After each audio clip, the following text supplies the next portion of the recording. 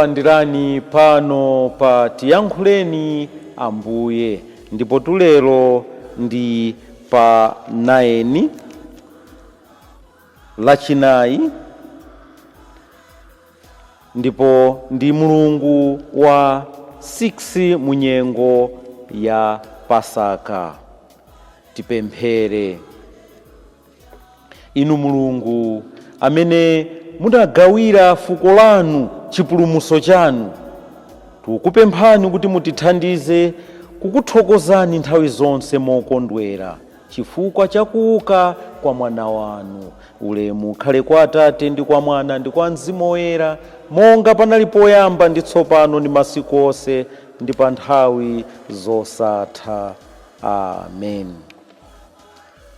Lerotu mawu athu oyamba akuchokera m'buku la Ntchito za Atumwi, ntchito mutu wa 8 ndime yoyamba mpaka na 8.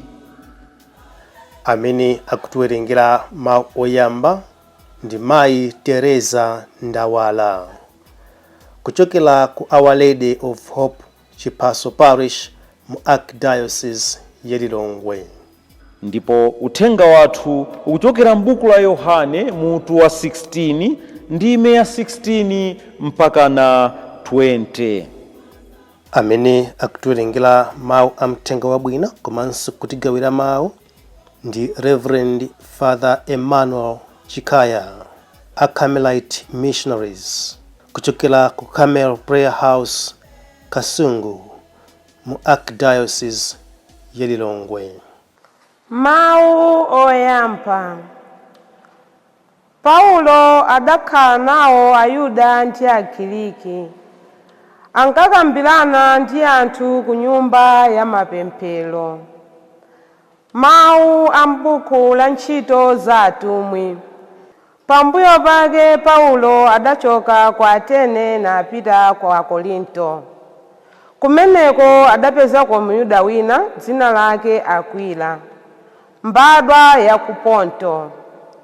Iye anali atangofika chatsopano kuchokera ku Italiya pamodzi ndi mkazi wake Priscilla, chifukwa Claudio mfumu ya ku Roma adalamula kuti Ayuda onse achoke ku Roma. Tsono Paulo adapita kukawaona. Ndiye popeza kuti iwo anali amisiri a ntchito imodzimodzi ngati yake yosoka mahema, iyeyo adakhala nawo namagwirira limodzi ntchito. Pa tsiku la Sabata lililonse iye ankakambirana ndi anthu a ku nyumba ya mapemphero ya Ayuda, namayesetsa kukopa Ayuda ndi Agiriki omwe. Silasi ndi Timoteyo adafika kuchokera ku Macedonia. Paulo tsopano ankangogwira ntchito yolalikira ndi kuwauza Ayuda monenetsa kuti Yesu ndiye anali mpulumutsi olonjezedwa uja. Koma pakuti iwo adatsutsana naye ndi kumchita chipongwe, Paulo adalekana nawo pakukutumula zovala zake nawawuza kuti, mwadziphetsa ndi mtima wanu, tsono izo nzanu, ine ndilibe chifukwa. Kuyambira tsopano ndipita kwa akunja. Motero adachoka kumeneko napita ku nyumba ya munthu wina dzina lake Tito Yusito. Iyeyo anali munthu wopembedza Mulungu, ndipo nyumba yake idayandikana ndi nyumba ya mapemphero. Crispo, mkulu wa nyumba ya mapempheroyo, pamodzi ndi onse a m'banja lake adakhulupirira Ambuye. Ndipo anthu ambiri a ku Korinto atamva mawu a Paulo adakhulupirira nabatizidwa. Mawu a Ambuye. Tithokoze Mulungu. Ambuye akhale nanu, akhalenso ndi mzimu wanu. Mawu a Uthenga Wabwino monga adalembera Yohane Woyera. Ulemu kwa inu Ambuye. Pa nthawi yomweyo Yesu adawuza ophunzira ake kuti, kanthawi pang'ono ndipo simudzandionanso, koma patapita kanthawi pang'ono mudzandiona.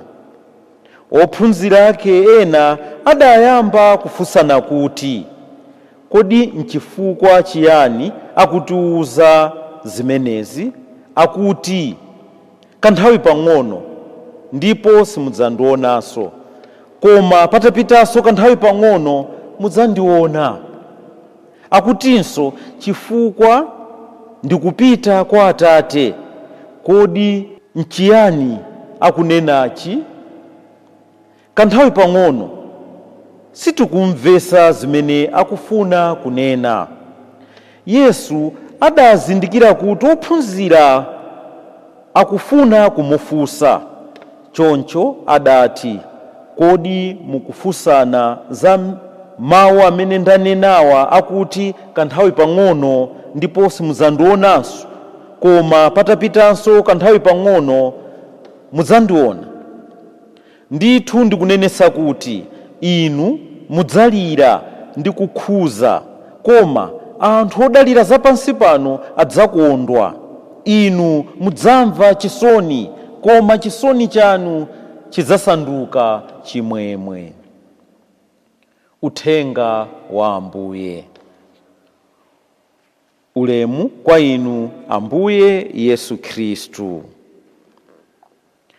Mawu amene tamvanso pa tsiku la lero ndi mawunso otithandiza ife kuti tilimbitse chikhulupiriro chathu, tisakhale anthu amantha, tisakhale anthu oopa. Mawu athu oyamba akutithandizatu ife kuti tikometse moyo wathu. Paulo akuti adakhala nawo Ayuda ndi Agriki, ndipo ankakambirana ndi anthu ku nyumba za mapemphero. Amapita malo amene iye analomuyenerera, amakakhala ndi anthu amene amasoweka kuti amve chipulumutso, amve mawu a Mulungu. Ndipo akuti pa tsiku la Sabata lililonse iye ankakambirana ndi anthu ku nyumba ya mapemphero ya Ayuda, namayesetsa kukopa Ayuda ndi Agriki omwe. Sanali wasankho, amafunira wina aliyense zabwino, amafuna kuti aliyense akapulumuke. Ndeni mafuna tiyambenso maziona ife ngati Akhristu, kodi moyo wathu umakhala otani? Timapita kuti? Kodi timakapeza anthu malo okuti tiathandize kuti apulumuke? Kodi pamene tikuwathandiza timakhala anthu opanda tsankho, ofunira zabwino ena, ofunira zabwino wina aliyense? Paulotu amayendera wina aliyense, amafunira zabwino wina aliyense, amapita malo okuti wina aliyense akhoza kukapezekako. Ndipo akakapezeka kumeneko amuthandiza kuti iye afike kwa Ambuye Yesu. Uthenga wathu ukufunanso kutiuza ife kuti munthu amene amakhala ndi Ambuye Yesu amakhala wachimwemwe. Ambuye Yesu adatipanga ife promise, adatiuza ife kuti iye adzakhala nafe nthawi zonse. Pamene Ambuye Yesu amachoka pakati pa ophunzira ake onse adataya mtima, adayamba kumva chisoni, dzima apweteka kuti kodi azitisangalatsanso ndani, azitilimbitsanso ife mtima ndi ndani. Lerotu Ambuye Yesu akutiphunzitsa chinthu china cha mtengo wapatali. Akuti iwo pakanthawi pang'ono tikhala nawo, komanso mwakanthawi pang'ono achoka, koma zimenezi satipange ife kukhala anthu achisoni. Ambuye Yesutu amaonetsa kapena amafanizira chikondi kapena ti chimwemwe cha Chikhristu ndi mayi aloyembekeza amava ululu pamene mwana sanabadwe. Pamene mwana wabadwa iye amakhala wachisangalalo akaona mwanayo. Ambuye Yesu sotu ndizimene afuna tife tikhale kuti pamene tinali naye pa dziko lino lapasi, pamene iye wachoka akuchoka, pobweranso pomona iye, pokhala naye nthawi zonse, tizakhala anthu achisangalalo, anthu achimwemwe. Chimwemwe cha Chikhristu chimachokera pakukhala ndi Ambuye Yesu. Nthawi imene tili ndi Ambuye Yesu ndi imene timakhala achimwemwe, kusonyeza kuti mavuto amene timadusapo ife akhristu amakhala akanthawi kochepa. Sangakhale mavuto ampaka mavuto amuyaya. Chimene chimakhala chamuyaya kwa ife ndi chimwemwe chokhala ndi Ambuye Yesu. Kodi inu ndi ine tili ndi chimwemwe chimenechi chokhala ndi Ambuye Yesu? Komanso ife ngati akhristu tikuyenera kumazindikira kuti mavuto aliwonse amene timakumana nawo, pambuyo pa mavuto amenewa pamayenera kukhala chimwemwe. Chisoni chimene timakumana nacho ife, pambuyo pake pamakhala chimwemwe. Uwotu ndiye moyo wa Chikhristu.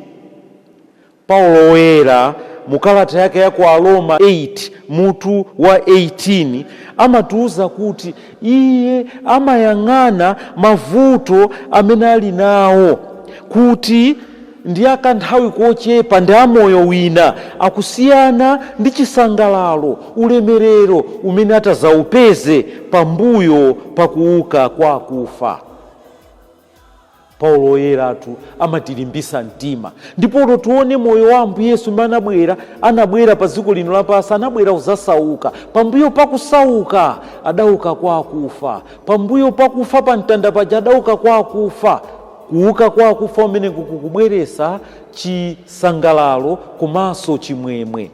Ifenso ngati akhristu moyo wathu wa tsiku ndi tsiku umadusa muzovuta zambiri, koma tiziyang'ana kuti pambuyo pake, patsogolo pake pali chimwemwe. M'dzina la Atate ndi la Mwana ndi la Mzimu Woyera. Amen.